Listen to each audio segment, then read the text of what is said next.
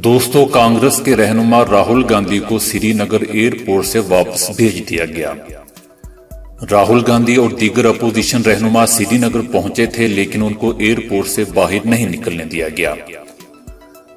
मोदी सरकार ने पहले उन्हें एयरपोर्ट के वीआईपी लॉन्च में बंद किया, बाद अज़ां श्रीनगर एयरपोर्ट से ही वापस भिजवा दिया। इस मौका पर राहुल गांधी का कहना था कि उन्हें श्रीनगर में दाखिल न होने देने का मतलब है कि मोदी सरकार कुछ छुपा रही है। राहुल गांधी आज सुबह श्रीनगर के लिए रवाना हुए थे। रवानगी से पहले राहुल गांधी का कहना था कि वो मकबूजा कश्मीर में कैद रहनुमाओं से इजहार यकजहती करेंगे।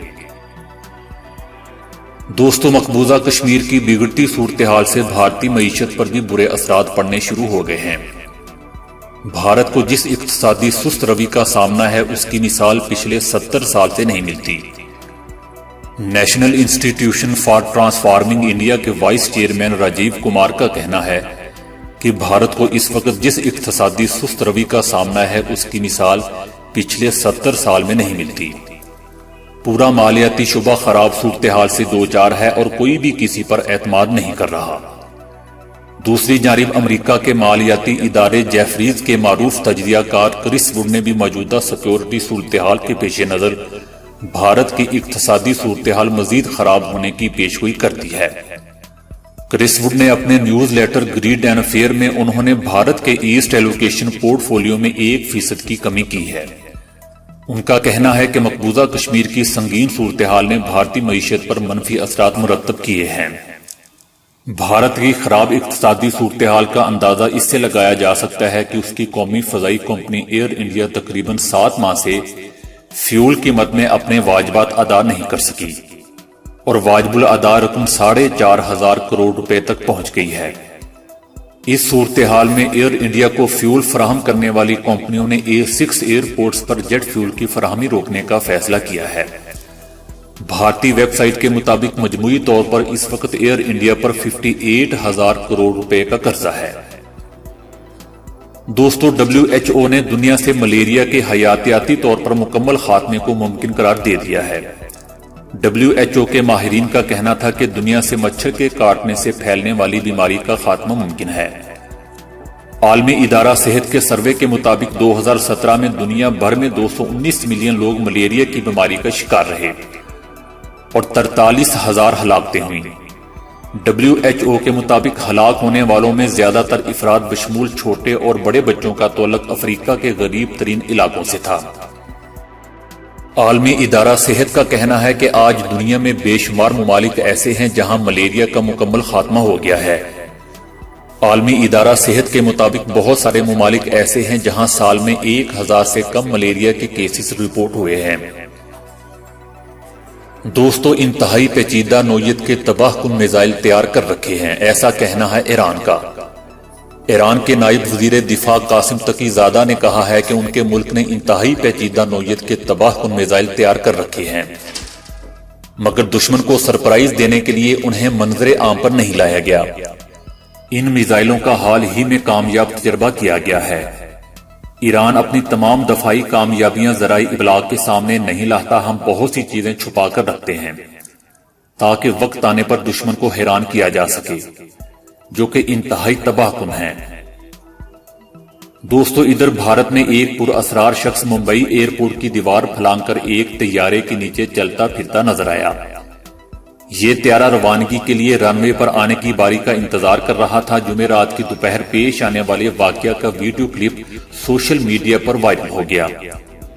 ये क्लिप एक दूसरे त्यारे के कॉकपिट से बनाया गया था। भारतीय खबर रिसां एजेंसी के मुताबिक वीडियो में नमूदार होने वाला अजनबी एक तैयारे के नजदीक घूमता फिरता और उसका मुआयना करता नजर आया।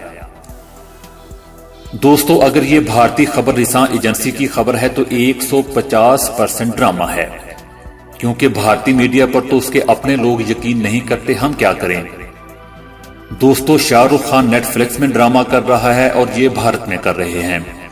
मतलब मोदी सरकार से लेकर मोदी ही सरकार तक सब ड्रामेबाज लोग हैं। बहरहाल गिरफ्तारी के बाद उस शख्स की अच्छी तरह तलाशी ली गई, मगर उससे कब्जे में कुछ बरामद ना हुआ। उस शख्स के पास कोई शिनाख्ती दस्तावेज भी नहीं थी। उस शख्स की उम्र 24 साल है और वो 7 में रहता है। دوستو پولیس نے جب اس نوجوان کے اہل خانہ سے رابطہ کیا تو معلوم ہوا کہ وہ کسی طبی مسئلے کے تحت زیر علاج ہے۔ اہل خانہ نے مزید بتایا کہ دوا نہ کھانے پر یہ شخص پریشان کن حرکات کا ارتکاب کرتا ہے۔ گزشتہ ہفتے بھی وہ علاقے کی ایک بس کی چھت پر چڑھ گیا تھا۔ دوستو مودی صاحب اگر فرانس نہ گئے ہوتے تو کم از کم میں نے تو اس کو۔ بہرحال اگلی نیوز یہ ہے کہ امریکی اخبار نیو یارک ٹائمز نے اپنی رپورٹ میں کہا ہے کہ بھارت نے مقبوضہ کشمیر کو بڑا قبرستان بنا رکھا ہے۔ بھارتی فوجی بغیر وارنٹ کے مقبوضہ کشمیر کے ضلع سری نگر اور دیگر اضلاع میں گھروں پر چھاپے مارتے ہیں اور گھر میں موجود لڑکیوں اور خواتین سے بے حرمتی کرتے ہیں۔ اخبار کے مطابق بھارتی فوج گھر کے کفیل سمیت نوجوانوں کو بغیر وارنٹ اور سبب گرفتار کرتی ہے، جبکہ وارنٹ دکھانے یا دیگر سوال کرنے پر اس خاندان پر تشدد کیا جاتا ہے۔ اخبار کے مطابق حال ہی میں بھارتی فوج نے 2000 کشمیری گرفتار کر کے دیگر ہزاروں کشمیری قیدیوں کے ساتھ C-130 طیاروں کے ذریعے کشمیر سے باہر منتقل کیا ہے۔ فوجی اہلکار جسے چاہیں فائرنگ کر کے مار دیتے ہیں۔ بعض علاقوں میں فوجی اہلکاروں کو کشمیری نوجوانوں کی لاشیں روڈ پر گھسیٹتے اور کشمیریوں میں خوف و ہراس پھیلاتے دیکھا گیا ہے۔ گرفتار شدگان 2000 نوجوانوں میں اکثریت طلباء اور طالبات کی ہے۔ دوستو میجر جنرل آصف غفور کا پاکستان مخالف ویب سیریز بنانے پر شاہ رخ خان کو ایک کرارا جواب۔ DGISPR میجر جنرل آصف غفور نے پاکستان مخالف ویب سیریز بنانے والے بالی ووڈ اداکار شاہ رخ خان کو آڑے ہاتھوں لیا۔ پاکستان سے نفرت میں مبتلا بالی ووڈ میں اب تک پاکستان اور مسلم مخالف کئی فلمیں بنائی جا چکی ہیں، تاہم اب شاہ رخ خان بھی اپنا ڈوبتا کیریئر بچانے کے لیے پاکستان دشمنی پر مبنی فلم کے ساتھ میدان میں آ گئے ہیں۔ شاہ رخ خان نے ریڈ چلی انٹرٹینمنٹ پروڈکشن میں بننے والی مسلمانوں سے نفرت پر مبنی فلم بارڈر آف بلڈ کا ٹریلر جاری کیا ہے، جس میں مسلمانوں کو دہشت گرد دکھانے کی کوشش کی گئی ہے۔ فلم کو ایک سوچے سمجھے منصوبے کے تحت بنایا گیا ہے، کیونکہ اس کا اندازہ اس بات سے لگایا جا سکتا ہے کہ فلم میں مرکزی کردار ادا کرنے کے لیے مسلمان اداکار عمران ہاشمی کا انتخاب کیا گیا ہے۔ شاہ رخ خان کی ٹویٹ میں بہت سے سوشل میڈیا صارفین نے انہیں شدید تنقید کا نشانہ بنایا اور کنگ خان کے اس اقدام کو بچگانہ اور پاکستان دشمن قرار دیا ہے۔ ایک شہری نے اپنی ٹویٹ میں پاکستان بنانے پر قائد اعظم کا شکریہ ادا کیا اور شاہ رخ پر شدید برہمی کا اظہار کرتے ہوئے کہا کہ آج شاہ رخ خان جیسے بزدل مسلمان جو کہ صرف اپنے پیسوں اور شہرت سے محبت کرتے ہیں، انہوں نے اس طرح کی فلم بنا کر ثابت کر دیا کہ وہ حقیقی ہندو اور بھارتی منفی سوچتے محبت کرتے ہیں۔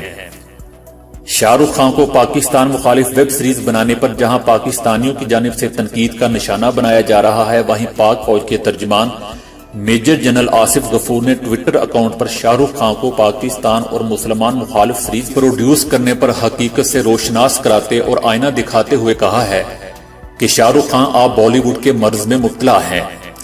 بالی ووڈ کی خیالی دنیا سے باہر آؤ اور حقیقت دیکھو۔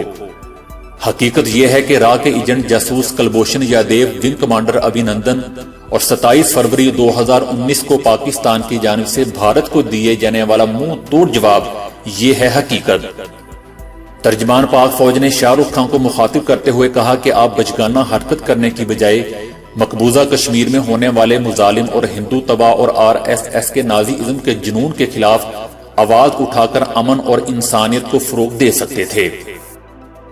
دوستو ادھر امریکہ کی جانب سے تائیوان کو F-16 طیاروں کی فروخت کے معاہدے پر چین نے سنگین نتائج کی دھمکی دے دی ہے۔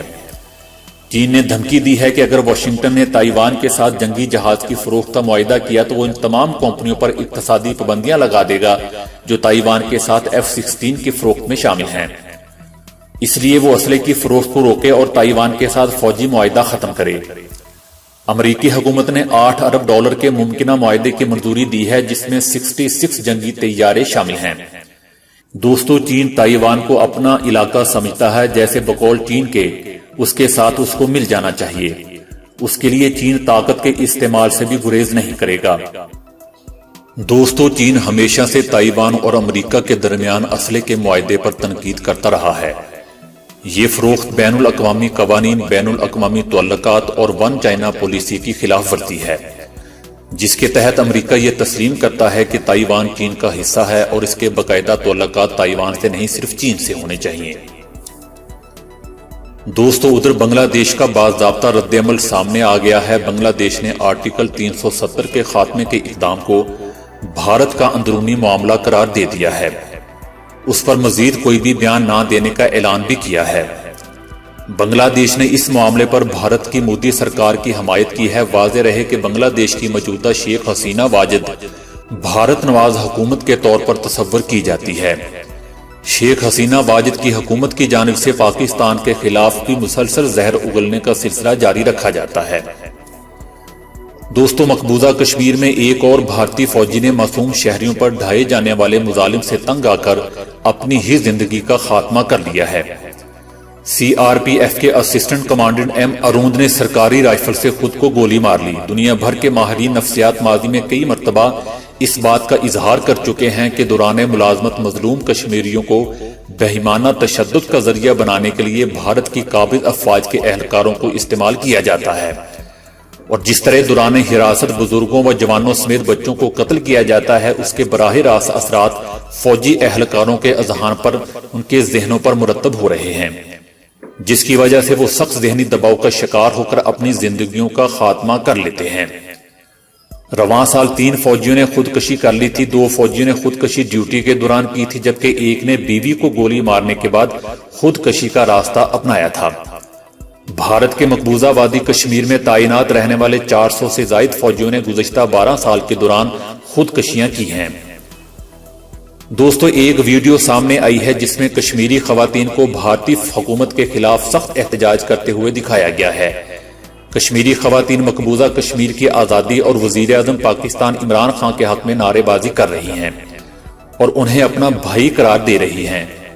کشمیری خواتین مقبوضہ کشمیر کی سڑکوں پر بھارتی فوج کے سامنے تیرا بھائی میرا بھائی عمران بھائی عمران بھائی کے نعرے لگا رہی ہیں۔